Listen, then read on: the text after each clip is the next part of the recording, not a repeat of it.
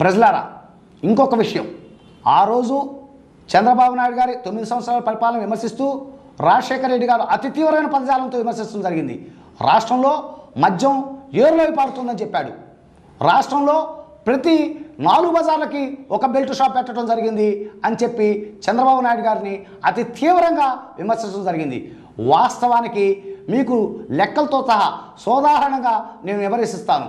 ఎవరు రాష్ట్రంలో మద్యాన్ని, ఏ ప్రభుత్వ పరిపాలనలో మద్యం ఏర్లై పారిందో మీకు లెక్కలతో సహా నేను ఎప్పటికీ చెప్తాను. చూడండి ప్రజలారా, చంద్రబాబు నాయుడు గారు దిగిపోయే రోజున రాష్ట్రంలో మొత్తం మద్యం అమ్మకాలు 3,800 కోట్ల రూపాయలు మాత్రమే సంవత్సరానికి. కానీ రాజశేఖర రెడ్డి గారు తన 5 సంవత్సరాల పరిపాలనా కాలంలో మొత్తం 9,600 కోట్ల రూపాయలు మద్యం అమ్మకాలు పెంచి ఆయన దిగిపోయే నాటికి రాష్ట్ర మద్యం అమ్మకాలు 13,400 కోట్ల రూపాయలు చేయడం జరిగింది.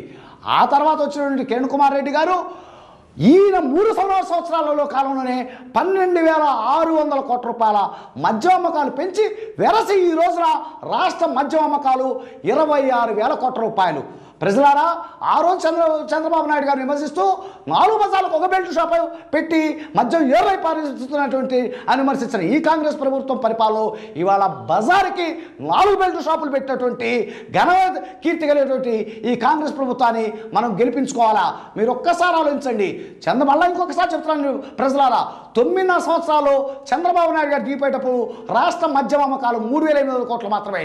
ఈరోజు ఈ కాంగ్రెస్ ప్రభుత్వం 10 సంవత్సరాల కాలంలో మద్యం అమ్మకాలు మొత్తం ఈ రోజున 26,000 కోట్ల రూపాయలు ఉందంటే 7 రెట్లు పెంచడం జరిగింది. ఈ రాష్ట్రంలో మద్యం ఏలై ప్రవహించేసే విధంగా ప్రవర్తించింది అతని 9 సంవత్సరాల పరిపాలన, చంద్రబాబు నాయుడు గారు 9 సంవత్సరాల పరిపాలన, లేదు ఈ కాంగ్రెస్ పార్టీ 10 సంవత్సరాల పరిపాలన. మీరు విఘ్నతతో ఆలోచించండి.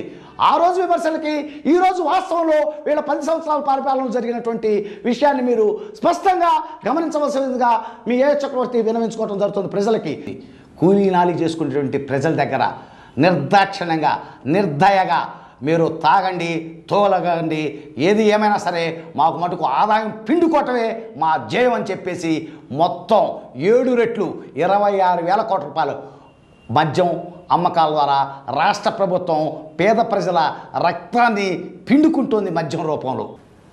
నిజాయితీగా ఆలోచించి ఓటేయండి ప్రజలారా. మతాలకు అతీతంగా, కులాలకు అతీతంగా, ప్రాంతాలకు అతీతంగా మీ బిడ్డల కోసం, మీ బాగు కోసం, మీ సంక్షేమం కోసం, మీ ఆత్మగౌరవం కోసం ఓటు వేయండి ప్రజలారా. ఓటేసేటప్పుడు 1కి 10 సార్లు ఆలోచించుకోండి. ఖచ్చితంగా ఓటు వేయండి తెలుగుదేశం పార్టీకి మాత్రమే. ఇట్లు మీ ఏఎస్ చక్రవర్తి, గణపవరం, నారాయణ మండలం, గుంటూరు జిల్లా.